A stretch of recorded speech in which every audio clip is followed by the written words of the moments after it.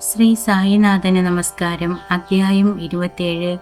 ഭാഗവതം സഹസ്രനാമ ഇവകളുടെ സമന്വയം. ദീക്ഷിത്തിന്റെ വിത്തൽ കാംക്ഷി. ഗീതാരഹസ്യം. ഖബർഡെ. സായിബാബ എങ്ങനെയാണ് ഭക്തന്മാർക്ക് മതസംബന്ധമായ പുസ്തകങ്ങൾ കൊടുത്ത് അവരെ തൊട്ട് ആശീർവദിച്ച് ദിവസേന പാരായണം ചെയ്യിച്ചതും മറ്റുള്ള ചില കാര്യങ്ങൾ ഈ അധ്യായത്തിൽ വിവരിക്കുന്നു. മുഖവുരു. മനുഷ്യൻ ഒരു സദ്ഗുരുവിന്റെ പാദങ്ങൾ ശരണമടയുമ്പോൾ അവന് ബ്രഹ്മ, വിഷ്ണു, ശിവൻ, പരമബ്രഹ്മം ഇവരെ തൊഴുന്ന ഫലം ലഭിക്കുന്ന സായിനാഥന് ജയം. ആഗ്രഹങ്ങൾ പൂർത്തീകരിക്കുന്ന കൽപ്പവൃക്ഷം, അറിവാകുന്ന കടൽ. അദ്ദേഹം നമുക്ക് ബ്രഹ്മത്തെ, ആത്മബോധത്തെ നൽകുന്നു. ഓ സായി, നിങ്ങളിൽ നിങ്ങളുടെ കഥകൾ ഉപവസിക്കാനുള്ള ആഗ്രഹത്തെ വരുത്തൂ. ചേതക പക്ഷി മേഘങ്ങളിൽ നിന്നും വെള്ളം കുടിച്ച് എങ്ങനെ സന്തോഷിക്കുന്നുവോ അതേപോലെ കാണികളും വായനക്കാരും അവയെ ഗ്രഹിച്ച് രസിക്കട്ടെ. നിങ്ങളുടെ കഥകൾ കേൾക്കുമ്പോൾ അവർക്ക് അവരുടെ കുടുംബാംഗങ്ങൾക്കും ഉണർച്ചകൾ കിട്ടട്ടെ. കണ്ണുകൾ അശ്രുക്കൾ നിറയട്ടെ. ശ്വാസം സാധാരണമായിരിക്കട്ടെ. അവരുടെ മനസ്സ് യോജിക്കട്ടെ. രോമാഞ്ചം കൊള്ളട്ടെ. കരയുകയും വിറയ്ക്കുകയും ചെയ്യട്ടെ. അവരുടെ വിരോധങ്ങൾ ഇല്ലാതാവട്ടെ. ഇവയെല്ലാം സംഭവിക്കുമ്പോൾ ഗുരുവിന്റെ കടാക്ഷം അവർക്ക് ലഭിക്കുന്നുവെന്ന് അർത്ഥം. ഈ ഉണർവുകൾ നിന്നിൽ വരുമ്പോൾ ഗുരു വളരെ സന്തോഷിക്കുന്നു. എന്നിട്ട് ബ്രഹ്മത്തെ നേടുവാനുള്ള വഴി കാണിച്ചു തരുന്നു. മായയിൽ നിന്നും രക്ഷപ്പെടാൻ ഒരു നല്ല വഴി ബാബയ്ക്ക് പൂർണ്ണമായി കീഴടങ്ങുന്നതാണ്. വേദങ്ങൾക്ക് നിന്നെ മായയാകുന്ന കടലിൽ നിന്നും രക്ഷിക്കാൻ സാധ്യമല്ല. സദ്ഗുരുവിനെ മാത്രമേ അത് ചെയ്യുവാൻ കഴിയുകയുള്ളൂ. എല്ലാ ജന്തുക്കളിലും നിനക്ക് ദൈവത്തെ കാണുവാൻ ഇതുവഴി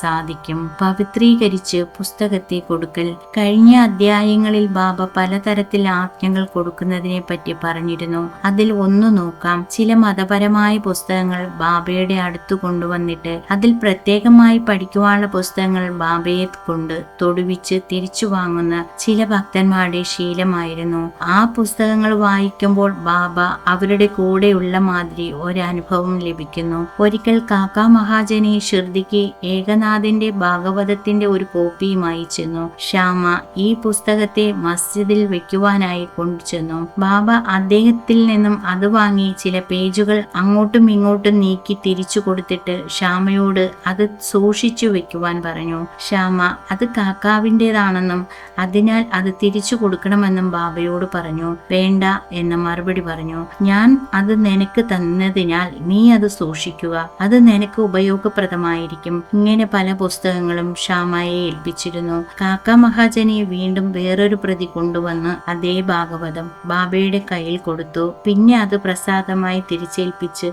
നല്ലതുപോലെ സൂക്ഷിക്കാനും അത് തീർച്ചയായും ഉപയോഗപ്രദമായിരിക്കുമെന്നും പറഞ്ഞു. കാക്ക അതിനെ ആദരവോടെ സ്വീകരിച്ചു. ശ്യാമയും വിഷ്ണു സഹസ്രനാമവും. ശ്യാമ ബാബയുടെ അടുത്ത ഭക്തനായിരുന്നു. പ്രസാദമായി ബാബ അദ്ദേഹത്തിന് വിഷ്ണു സഹസ്രനാമം പുസ്തകം അനുഗ്രഹിച്ചു കൊടുക്കണമെന്ന് ആശിച്ചു. അത് ഇപ്രകാരമായിരുന്നു. ഒരിക്കൽ ഒരു രാമദാസി സന്യാസിയെ പിന്തുടരുന്ന ഒരു ഭക്തൻ ഷിർദിക്ക് വന്നു അവിടെ കുറെ കാലം താമസിച്ചിരുന്നു. അവരുടെ ദിവസേനയുള്ള പതിവ് ഇങ്ങനെയായിരുന്നു. രാവിലെ നേരത്തെ എഴുന്നേറ്റ് കുളി കഴിഞ്ഞ് കാവ്യവസ്ത്രം ധരിച്ച് വിഭൂതി പൂശി വിഷ്ണു സഹസ്രനാമം, വിഷ്ണുവിനെ പുകഴ്ത്തിയും ഭഗവത്ഗീതയ്ക്ക് അടുത്ത് പ്രാധാന്യമായ ഒരു പുസ്തകം, ആത്മാത്മീയ രാമായണവും അത്ഭുതകരമായ രാമന്റെ കഥ വിശ്വാസത്തോടുകൂടി വായിക്കും. അദ്ദേഹം ഈ പുസ്തകങ്ങൾ ഇടയ്ക്കിടെ വായിച്ചിരുന്നു. കുറേ ദിവസങ്ങൾക്ക് ശേഷം ബാബ ശ്യാമയെ വിഷ്ണു സഹസ്രനാമം പഠിക്കുവാൻ ഉപദേശിച്ചു. അദ്ദേഹം അതുകൊണ്ട് രാമദാസിയെ വിളിച്ചു. അദ്ദേഹം കടുത്ത വയറുവേദനയാൽ കഷ്ടപ്പെടുന്നുവെന്നും സൈനബോർഡ് സോനാമുഖി ഒരു വയറിളക്കൽ മരുന്ന് കൊടുത്തില്ലെങ്കിൽ അത് മാറില്ലെന്നും അതുകൊണ്ട് രാമദാസി കടയിൽ പോയി ആ മരുന്ന് വാങ്ങി വരണമെന്നും ആവശ്യപ്പെട്ടു. രാമദാസി വായിച്ചിരുന്ന പുസ്തകം അടച്ചുവെച്ച് അങ്ങാടിയിൽ ചെന്നു. പിന്നെ ബാബ തന്റെ ഇരിപ്പിടത്തിൽ നിന്നും ഇറങ്ങി വന്ന് രാമദാസിയുടെ സ്ഥലത്ത് ഒരു സഹസ്രനാമ പുസ്തകത്തിന്റെ കോപ്പി എടുത്ത് തിരിച്ച് തന്റെ സ്ഥലത്തേക്ക് കൊണ്ടുപോയി ശ്യാമയോട് പറഞ്ഞു. ശ്യാമ, ഈ പുസ്തകം വളരെ ഉപയോഗപ്രദമാണ്. അതിനാൽ ഞാൻ ഇത് നിനക്ക് സമ്മാനിക്കുന്നു. നീ ഇത് വായിക്കുക. ഒരിക്കൽ ഞാൻ വേദനയാൽ കഷ്ടപ്പെട്ടു. എന്റെ ഹൃദയം തുടിക്കുവാൻ തുടങ്ങി. ജീവിതം അപകടത്തിലായി. ആ സമയത്ത് ഞാൻ ഈ പുസ്തകം ഹൃദയത്തോട് അമർത്തിപ്പിടിച്ച് എന്നിട്ട് ശ്യാമ അത് എന്തൊരു ശമനം തന്നുവെന്നുവോ, അല്ല തന്നെ കീഴോട്ടിറങ്ങി വന്ന് എന്നെ രക്ഷിച്ചുവെന്ന് ഞാൻ വിചാരിച്ചു. അതിനാൽ ഞാൻ ഈ പുസ്തകം നിനക്ക് തരുന്നു, പതുക്കെ വായിക്കുക. ദിവസേന ഒരു നാമമെങ്കിലും പഠിക്കുക. അത് നിനക്ക് നന്മകൾ ചെയ്യും. ശ്യാമ പറഞ്ഞു, എനിക്കത് ആവശ്യമില്ല. അതിന്റെ ഉടമസ്ഥ രാമദാസി ഒരു ചീത്ത മനോഭാവമുള്ളവനും മർക്കട സ്വഭാവിയും കടുപ്പമേറ്റുന്നവനുമായതിനാൽ തീർച്ചയായും എന്നോട് ശണ്ഠയ്ക്ക് വരും. മാത്രമല്ല, സംസ്കൃതം വ്യക്തമായി പഠിക്കാനും അതിലുള്ളതറിയാനും എനിക്ക് സാധ്യമല്ല. ശ്യാമയെ രാമദാസിക്കെതിരായി പ്രവർത്തിക്കാനുള്ള ഒരു പണിയാണെന്ന് വിചാരിച്ചു. പക്ഷേ ബാബ എന്താണ് വിചാരിക്കുന്നതെന്ന് അദ്ദേഹത്തിന് അറിയുമായിരുന്നില്ല.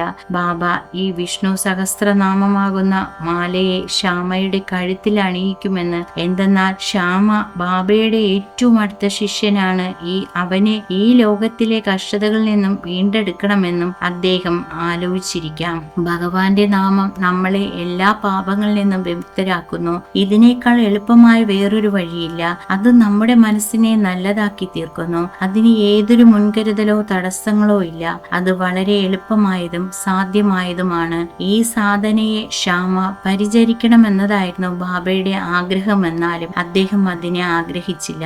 പക്ഷേ ബാബ അതിനെ ശ്യാമയെ നിർബന്ധിച്ചു. ഇതുപോലെ ഏകനാഥ് ഈ വിഷ്ണു സഹസ്രനാമത്തെ അടുത്ത വീട്ടിൽ താമസിച്ചിരുന്ന ഒരു സാധു ബ്രാഹ്മണനിൽ അർപ്പിച്ച് അദ്ദേഹത്തെ മോചിപ്പിച്ചുവെന്ന് പറയുന്നു. വിഷ്ണു സഹസ്രനാമം വായിക്കുന്നതും പഠിക്കുന്നതും മനഃശുദ്ധീകരണ മാർഗമാണ്. അതുകൊണ്ട് ബാബ അതിനെ തന്റെ ഭക്തൻ ശ്യാമാവിൽ നിർബന്ധിപ്പിച്ചു. രാമദാസി വേഗത്തിൽ സന്നാബോട് മരുന്ന് വാങ്ങിച്ചു തിരിച്ചു വന്നു. അൻഷിൻ ചാനിക്കർ ആ സമയത്ത് അവിടെ ഉണ്ടായിരുന്നു. അദ്ദേഹം നാരദമുനി ഒരു ബ്രഹ്മചാരി ഋഷി ദൈവങ്ങൾക്കും അസുരന്മാർക്കും തമ്മിലുള്ള തർക്കം തീർക്കുന്നതിൽ പ്രസിദ്ധി. പാവം നടിച്ച് എന്ത് നടന്നുവെന്നു രാമദാസി അറിയിച്ചു. രാമദാസി ഉടനെ കോപിച്ചു ശ്യാമാവിനെ ശകാരിക്കാൻ തുടങ്ങി. ശ്യാമയാണ് ബാബയെ കൊണ്ട് താൻ പുറത്തു പോകുവാൻ വേണ്ടി വയറുവേദനയാണെന്ന് പറയുവാൻ പ്രേരിപ്പിച്ചതെന്നും മരുന്ന് വാങ്ങി വരുവാൻ പോയപ്പോൾ പുസ്തകം എടുത്തുകൊണ്ടു പോയെന്നും പറഞ്ഞു. അദ്ദേഹം ശ്യാമയെ കഠിനമായി ചീത്ത പറയുകയും നിന്ദിക്കുകയും തന്റെ പുസ്തകം തിരിച്ചു തന്നില്ലെങ്കിൽ ശ്യാമയുടെ തല പൊളിക്കുമെന്നും പറഞ്ഞു. ശ്യാമ സമാധാനമായി പറഞ്ഞതെല്ലാം ഭർത്താവിലായി. എന്നിട്ട് ബാബ സമാധാനമായി ഇങ്ങനെ പറഞ്ഞു, ഓ രാമദാസി, നിനക്കെന്താണ് സംഭവിച്ചത്? ശ്യാമ നമ്മുടെ കുട്ടിയല്ലേ, എന്തിനാണ് അവനെ ആവശ്യമില്ലാതെ ശകാരിക്കുന്നത്? നീ എങ്ങനെയാണ് ഇത്ര ലഹളക്കാരനായത്? നിനക്ക് നല്ല വാക്കുകളുടെ മൃദുവായി സംസാരിക്കാൻ കഴിയില്ലേ? നീ ഈ പുണ്യപുസ്തകങ്ങൾ ദിവസേന വായിക്കുന്നു, എന്നിട്ട് നിന്റെ മനസ്സ് പരിഭ്രമിക്കുകയും വികാരങ്ങളെ അടക്കുവാൻ സാധിക്കാത്ത നിലയിൽ ഇരിക്കുന്നു. എന്ത് തരത്തിലുള്ള രാമദാസിയാണ് നീ എല്ലാറ്റിൽ നിന്നും വേർപെട്ടിരിക്കണം. ഈ പുസ്തകം ഇത്ര താല്പര്യത്തോടെ സൂക്ഷിക്കണമെന്ന് നീ ആഗ്രഹിക്കുന്നത് അതിശയകരമായിരിക്കുന്നു. മമതയില്ലാത്ത രാമദാസി വേറെ വിധത്തിലായിരിക്കണം. എല്ലാവരോടും സമത്വം ഉണ്ടായിരിക്കണം. നീ ഇപ്പോൾ ശ്യാമയോട് വെറും ഒരു പുസ്തകത്തിനായി ശണ്ഠയിടുന്നു. പോകൂ, നിന്റെ സ്ഥലത്ത് പോയിരിക്കൂ. പണം കൊണ്ട് എത്ര പുസ്തകങ്ങൾ വേണമെങ്കിലും കിട്ടും, പക്ഷേ മനുഷ്യരെ കിട്ടുകയില്ല. നല്ലവണ്ണം ആലോചിക്കുക. പുസ്തകത്തിന് എന്ത് മതിപ്പാണുള്ളത്? ശ്യാമയ്ക്ക് അതിൽ ഒരു ഇഷ്ടവുമില്ല. ഞാനാണതെടുത്ത് ശ്യാമയ്ക്ക് കൊടുത്തത്. നിനക്ക് പനപ്പാടമാണ്. ശ്യാമ അത് വായിച്ചു ബലം ഉണ്ടാകണമെന്ന് വിചാരിച്ചു. അത് അവന് നൽകി. ബാബയുടെ ഈ സന്ദേശം എത്ര മധുരമായിരുന്നു! മൃദുലവും സൗമ്യതയുള്ളതും അമൃതം പോലുമായിരുന്നു. അതിന്റെ ഫലം അത്ഭുതകരമായിരുന്നു. രാമദാസി ശാന്തനായി ശ്യാമയോട് പഞ്ചരത്ന ഗീത അതിന് പകരം എടുക്കാമെന്ന് പറഞ്ഞു. ശ്യാമ വളരെയധികം സന്തോഷിക്കുകയും എന്തിന് 10 കോപ്പികൾ തരാമെന്ന് മറുപടിയായും പറഞ്ഞു. ഒടുവിൽ ആ വർത്തമാനം സമാധാനപരമായി അവസാനിച്ചു. ആലോചനയ്ക്കുള്ള ചോദ്യം: എന്തിനാണ് രാമദാസി പഞ്ചരത്ന ഗീത വേണമെന്ന് നിർബന്ധിച്ചത്? ആ പുസ്തകത്തെ പറ്റി അറിയാൻ അദ്ദേഹം ഒരിക്കലും ആഗ്രഹിച്ചിരുന്നില്ല. എല്ലാ ദിവസവും വേദാന്ത പുസ്തകങ്ങൾ മസ്ജിദിൽ ബാബയുടെ മുമ്പിൽ വായിച്ചിരുന്ന രാമദാസി എന്തിനാണ് അദ്ദേഹത്തിന്റെ മുമ്പിൽ ശണ്ഠ ചെയ്തത്? എങ്ങനെയാണ് ഈ കുറ്റത്തിൽ പങ്കെടുക്കുക എന്ന് ആരോ കുറ്റം പറയുക എന്നതോ നമുക്കറിയില്ല. നമ്മൾക്ക് ഒന്നു മാത്രം അറിയാം: ഈ സംഗതി നടന്നിട്ടില്ലായിരുന്നുവെങ്കിൽ സഹസ്രനാമത്തിന്റെ പ്രാഭവവും ഭഗവാന്റെ ഗുണാംശങ്ങളും ശ്യാമയ്ക്ക് അറിയുവാൻ സാധിക്കുമായിരുന്നില്ല. അതുകൊണ്ട് ബാബയുടെ തുടക്കവും പഠിപ്പിക്കുന്ന വഴിയും മറ്റൊരു രീതിയിലായിരിക്കുന്നുവെന്ന് നാം കാണുന്നു. ഈ സംഗതിയിൽ ശ്യാമ പതുക്കെ ആ പുസ്തകം വായിച്ചു പഠിച്ചു. അതിന്റെ സാരം മനസ്സിലാക്കി.